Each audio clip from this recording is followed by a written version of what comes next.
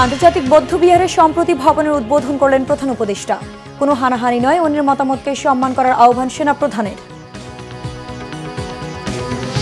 চৈত্র সংক্রান্তি আজ, বিদায় 1431 বঙ্গাব্দ। কাল পহেলা বৈশাখ। বর্ষবরণ ঘিরে সারা দেশে নিরাপত্তা জোরদার, জানিয়েছেন র্যাব মহাপরিচালক।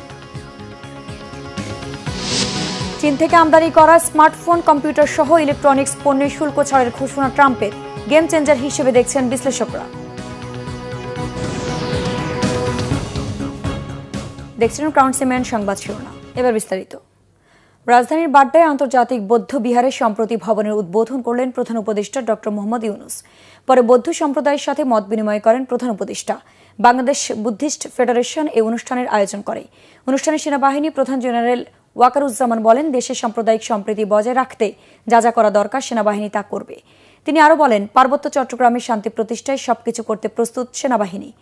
মতভেদ থাকলেও পারস্পরিক শ্রদ্ধাবোধ বজায় রাখার আহ্বান জানান জেনারেল ওয়াকারুজ্জামান।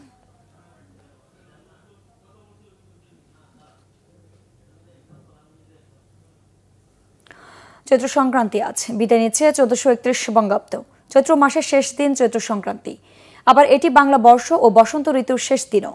আবহমান বাংলা চিরায়ত নানা ঐতিহ্যকে ধারণ করে এই চৈত্র সংক্রান্তি বছরের শেষ দিন হিসেবে পুরাতনকে বিদায় ও নতুন বর্ষকে বরণ করার জন্য প্রতি বছর চৈত্র সংক্রান্তিকে ঘিরে থাকে নানা অনুষ্ঠান, উৎসবের আয়োজন। সনাতন ধর্মাবলম্বীরা বাংলা বছরের এই দিনটিকে পুণ্যদিন বলে মনে করেন। স্নান, দান, ব্রত ও উপবাসের মধ্য দিয়ে চৈত্র সংক্রান্তি পালন করেন তারা। বছর বিদায়ের উৎসব পালন করেন ব্যবসায়ীরাও। আগামীকাল পহেলা বৈশাখ উৎসবের মধ্য দিয়ে বাঙালি স্বাগত জানাবে নতুন বাংলা বর্ষ 1432। বাংলা নববর্ষ উপলক্ষে সারা দেশে নিরাপত্তা ব্যবস্থা গ্রহণ করা হয়েছে বলে জানিয়েছেন মহাপরিচালক AKM শহীদুর রহমান। সকালে রমনা বটমূল সহ নববর্ষ উৎসবে র্যাবের নিরাপত্তা নিয়ে ব্রিফিং তিনি একথা বলেন। র্যাব মহাপরিচালক বলেন, নববর্ষ উপলক্ষে সারা দেশে নিরাপত্তা ব্যবস্থা গ্রহণ করা হয়েছে। বিভিন্ন সংস্থার সঙ্গে সমন্বয় করে সব ধরনের ব্যবস্থা রেখেছে। শহীদুর রহমান বলেন, বৈশাখী উৎসবকে ঘিরে অপপ্রচার রোধ করতে সাইবার নিরাপত্তা ব্যবস্থাও জোরদার করা হয়েছে। তিনি জানান, নববর্ষের উৎসবকে কেন্দ্র করে ইফটিজিং যাতে না হয় সেজন্য সতর্ক ব্যবস্থা রাখা হয়েছে। তিনি আরও জানান, চারুকলায় ফ্যাসিস্টের মুখাকৃতি পুড়িয়ে দেওয়া হয়েছে। এ নিয়ে নিরাপত্তা ব্যবস্থা ত্রুটি ছিল কিনা তা খতিয়ে দেখা হবে। কারো গাফিলতি থাকলে ব্যবস্থা নেওয়া হবে। জড়িতদের বিরুদ্ধে তদন্ত করে ব্যবস্থা নেওয়া হবে।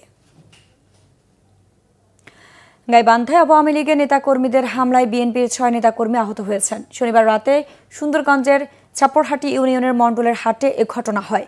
পুলিশ ও স্থানীয়রা জানায়, ইউনিয়ন বিএনপির সদস্য শফিকুল ইসলাম মোটরসাইকেল নিয়ে যাওয়ার সময় ইউনিয়ন ছাত্রলীগের সাবেক নেতা বাবুর ঔষধের দোকানের সামনে রাখা বেঞ্চে ধাক্কা লাগে।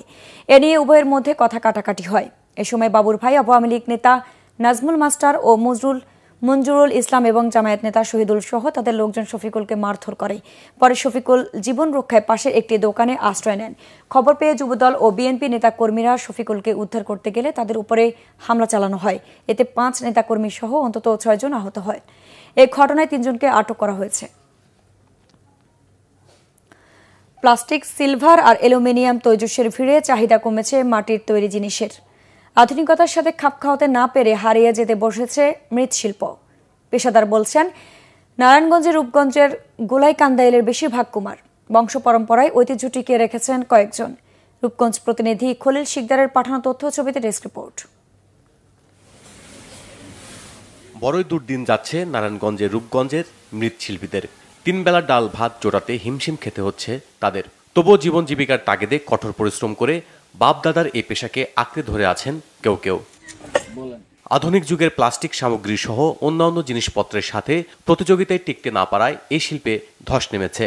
মাটি ও জায়গার সংকট, বাজারে চাহিদা কমে যাওয়া সহ নানা কারণে পেশা বদলেছেন কুমাররা। এখানে আয় হয় না, ব্যয় হয়। আয় হইলে তো কাছেই করতো। টিকা থাকা কিভাবে সম্ভব? 10 জন করলে তারপরে করা যায়। আমি একা তো এটা করে পারবো না। আস্তে আস্তে কমিতেছে। আমরা এই বছরই ছেড়ে দেবো, টাকা পয়সা হয় না। এদের কারণে সবাই কাছে অন্যান্য ব্যবসায় চলে গেছে। মানে যদি আপনার সরকার যদি আমরা একটা কোনো উপায় করে দিত, তো আমরা যে কোনো একটা কাজ করে আমরা সবকিছু করতে পারতাম। অনেকেই টিকে আছেন মূর্তি তৈরি করে। তবে সরকারি প্রশিক্ষণ পেলে আধুনিক পণ্য তৈরি করতে পারলে প্রাচীনতম এই পেশা রক্ষা করা যেত বলে মনে করেন শিল্পীদের কেউ কেউ। তো আজকে ডিজিটাল যুগে এসে তারা সকলেই সিলভারের জিনিসপত্র ব্যবহার করতেছে, কাচের জিনিস ব্যবহার করতেছে, প্লাস্টিক জিনিস ব্যবহার করতেছে, সেগুলোর কারণে তারা আজকে হারিয়ে যাওয়ার পালাক্রম।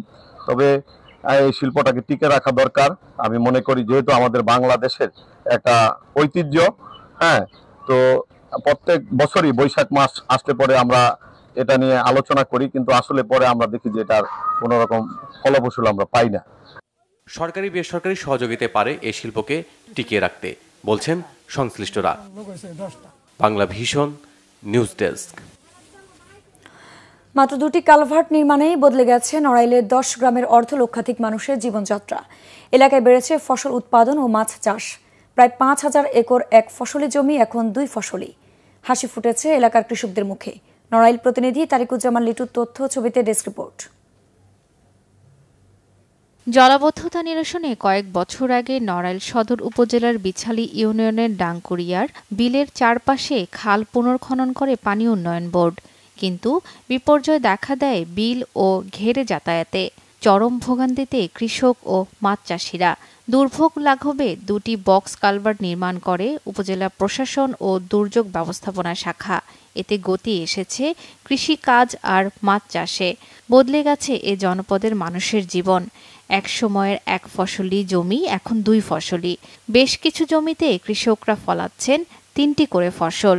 ব্রিজতে আমাকে গ্রামের সবার দিক দিয়ে কাজ হয়েছে। এই যে সহায়না জাতি পারতেছি আমরা, নৈকুডুঙ্গা বাইয়ে জাতি হয়, সেই দিক দিয়ে আমরা সব দিক দিয়ে ভালো হয়েছে। আমরা ধান নেওয়ার জন্য আমাকে সে লৌ করার দরকার আছে না, এখন আমরা এই ব্রিজের পথেই যাই। আমরা যদি ব্রিজ না পাতাম, আমাদের মৎস্য চাষিরা আমরা এই মাছগুলো সহজে রাস্তায় আনতে পারতাম না। তো এই ব্রিজটা হওয়াতে কৃষকরা তাদের কৃষি পণ্য আনা নেওয়া থেকে শুরু করে এই মাছ বাজারজাত করা থেকে শুরু করে যেমন সব থেকে সুযোগ সুবিধা পাচ্ছে, সরকারও লাভবান হচ্ছে, রাজস্ব পাচ্ছে সরকার।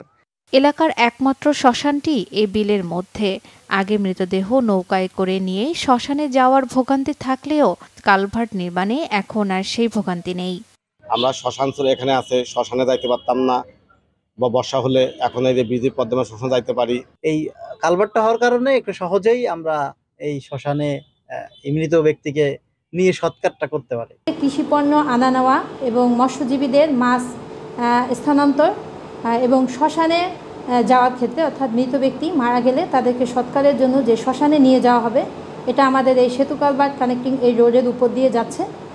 এই 3টি বিষয়ের উপর আমরা গুরুত্ব রেখে এই বনখালি সখালির এই ব্রিজ 2টি নির্মাণ করেছি। 70 লাখ টাকার 2টি কালভার্ট বদলে দিয়েছে বিছালী ইউনিয়নের অর্থনীতি। Bangla vision news desk. ভোলায় দাখিল পরীক্ষার্থী ও 5 বছরের শিশুকে ধর্ষণের অভিযোগে থানায় পৃথক 2টি মামলা হয়েছে। শনিবার রাতে ভোলা থানায় মামলা 2টি করেন ভুক্তভোগীর স্বজনরা। পুলিশ জানায়, শুক্রবার রাত 11টায় বোরহানউদ্দিন উপজেলার খাসমহল বাজার এলাকায় 16 বছরের দাখিল পরীক্ষার্থী প্রকৃতির ডাকে ঘর থেকে বের হয়। এ সময় আগে থেকে ওত পেতে থাকা প্রতিবেশী ওমর কাজী তাকে বাগানে নিয়ে ধর্ষণ করে। মেয়েটির চিৎকার শুনে স্বজনরা তাকে উদ্ধার করে। বর্তমানে মেয়েটি হাসপাতালে ভর্তি আছে। এদিকে শুক্রবার বিকেলে সদর উপজেলা চর সামাইয়া ইউনিয়নের 5 বছরের শিশুকে চিপসের লোভ দেখিয়ে খালেক নামের এক কিশোর ধর্ষণ করেছে বলে অভিযোগ করেন শিশুর মা। অসুস্থ অবস্থায় রাতে তাকেও হাসপাতালে ভর্তি করা হয়। আন্তর্জাতিক প্রসঙ্গ। স্মার্টফোন, কম্পিউটার সহ অন্যান্য ইলেকট্রনিক পণ্য নতুন শুল্কের বাইরে রাখার ঘোষণা দিলেন মার্কিন প্রেসিডেন্ট ডোনাল্ড ট্রাম্প। শুক্রবার এক বিজ্ঞপ্তিতে ইলেকট্রনিক পণ্যে নতুন শুল্ক কার্যকর না করার বিষয়টি জানায় যুক্তরাষ্ট্রের কেন্দ্রীয় সংস্থা কাস্টমস অ্যান্ড বর্ডার পেট্রোল। বিজ্ঞপ্তিতে বলা হয়, বিশ্বের অধিকাংশ দেশের ওপর ট্রাম্পের আরোপিত 10% শুল্ক ইলেকট্রনিক পণ্যের ক্ষেত্রে কার্যকর করা হবে না। এছাড়া চীনের উপর 145% শুল্ক আরোপ করা হলেও দেশটি থেকে আমদানি করা ইলেকট্রনিক পণ্যেও ট্রাম্পের নতুন শুল্ক কার্যকর হবে না।